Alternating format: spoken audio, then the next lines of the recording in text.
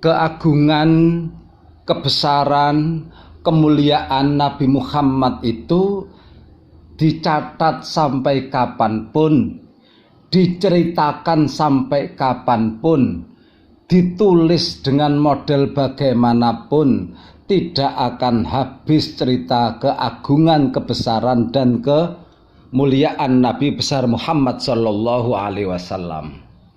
Jadi seandainya ada orang yang penasaran mencatat, menulis, menceritakan tentang keagungan, kebesaran, dan kemuliaan Nabi Muhammad, sampai kapanpun tidak akan menemukan garis finish. Begitu mulianya Rasul. Namun ironisnya ibu bapak, ironisnya masih ada di antara mereka yang setengah hati. Mahabbah terhadap Rasul tidak power. Mahabbah terhadap Rasulullah Muhammad itu setengah hati. Ada 3 faktor, ada 3 penyebab mengapa mereka setengah hati terhadap mahabbah kepada Nabi besar Muhammad Sallallahu Alaihi Wasallam. Yang pertama, karena minimnya pengetahuan, minimnya membaca tentang keagungan dan kebesaran Nabi. Mereka hanya mendengarkan sepotong-sepotong tentang keagungan Nabi. Karena pengetahuan tentang keagungan, kebesaran, dan kemuliaan Nabi itu sepotong-potong, maka wajarlah kalau mereka juga sepotong-potong di dalam mahabbah terhadap Nabi. Karena pengetahuan terhadap keagungan, kebesaran itu hanya cuplikan-cuplikan singkat, maka mahabbah kepada baginda Rasul pun setengah hati. Ini faktor pertama. Faktor kedua, ada kelompok yang setengah hati mahabbah terhadap Rasul karena takut terjebak bid'ah. Takut terjebak bid'ah. Mereka, saya katakan mereka loh ya, mereka menganggap segala sesuatu yang tidak ada di zaman Nabi dikatakan bid'ah. Lah peringatan maulud yang kita laksanakan itu di zaman Nabi secara formal memang tidak ada. Secara formal. Namun kalau melihat esensinya tidak hanya ada tapi justru diperintah. Ya ayyuhalladzina amanu sallu alaihi wasallimu taslima. Qul bifadlillahi wa birahmatihi fabidzalika falyafrahu, dan lain sebagainya.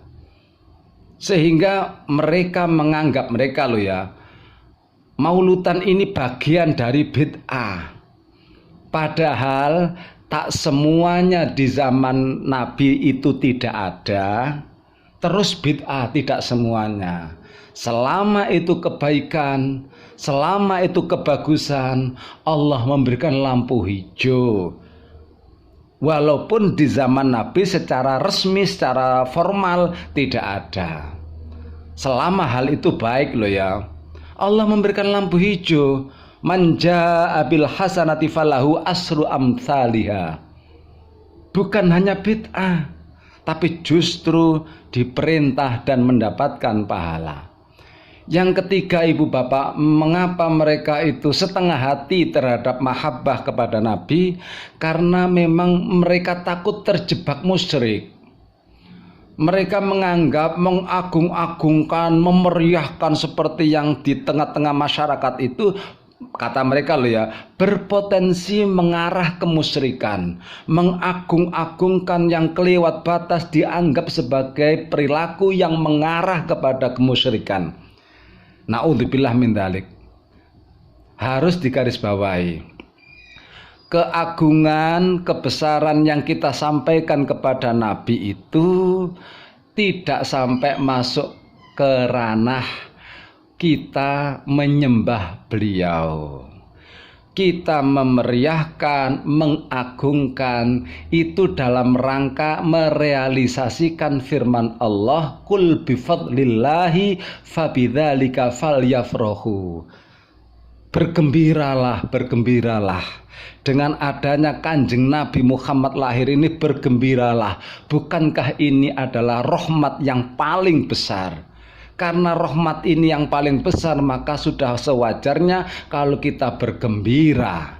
Lah, mengagungkan, memuliakan, memeriahkan adalah kapasitasnya kita bergembira, syukur kehadirat Allah, tidak sampai kita mengarah kepada menyembah kepada baginda Rasul. Lagi pula kita kan punya kepercayaan Nabi Muhammad itu manusia.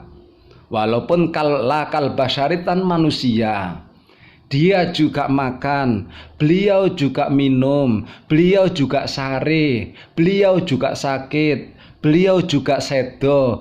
Keyakinan ini kan meminimalisir adanya anggapan mereka yang mengagungkan Nabi itu mengarah kepada kemusyrikan. Cara bagaimana? Data yang diambil dari mana? Mereka kita yang mengagungkan itu, kita tetap mempunyai kepercayaan Nabi Muhammad juga makan, juga tidur, sari, dahar, sedo. Lah, mana mungkin kita menganggap beliau sebagai Tuhan yang kita sembah, sementara kita mempunyai anggapan Nabi Muhammad adalah manusia. Nah, berbeda dari itu, maka mereka sangat tidak beralasan yang menganggap bahwasanya maulidan ini mengarah bid'ah, yang menganggap maulidan itu mengarah musyrik karena mengagung-agungkan yang over. Tidak.